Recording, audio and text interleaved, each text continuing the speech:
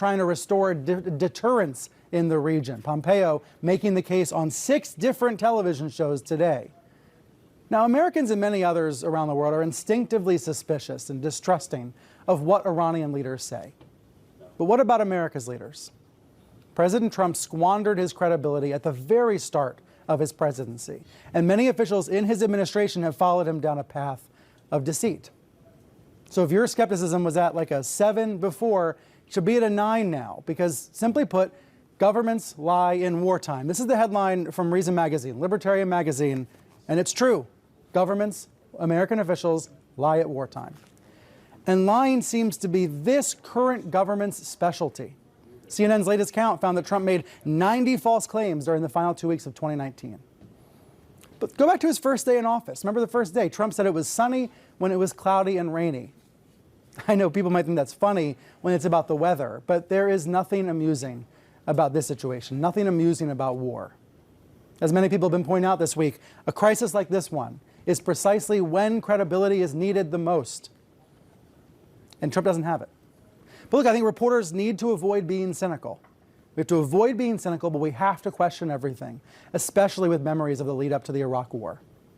Journalistic values demand that skepticism, and patriotism demands it. Let's talk about patriotism for a minute. Don't be fooled by the propagandists who are going to tell you to wear blinders in the days and weeks and months ahead. They're already starting to do this. They're already starting to tell you, just rally around the flag. But it is patriotic to ask for evidence. It is patriotic to question official accounts, to wonder if the public is being manipulated into a wider war. It is patriotic to ask, as Fox's Tucker Carlson did the other day, who's actually benefiting from this? It is patriotic to hold our leaders accountable. But you're going to hear otherwise. You already are. It's already starting.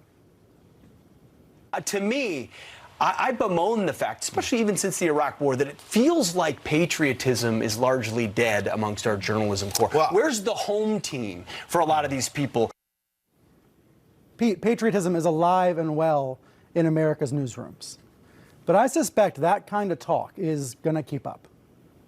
If this gets worse, if more missiles fly, the American press will come under more and more pressure to rally around the flag, to toe the line, to save their questions for later. But now is the time, right now, to insist on evidence and accountability.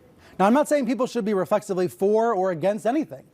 I'm saying people should be critical and think critically about everything, especially, and this is what the Fox and Friends gang will never admit, especially when the current administration, the current people in power, have been proven time and time again to lie and mislead you. Look, while other talk shows today talk about how to avoid a war, how to fight a war, how to win a war, let's talk about how to properly cover a war.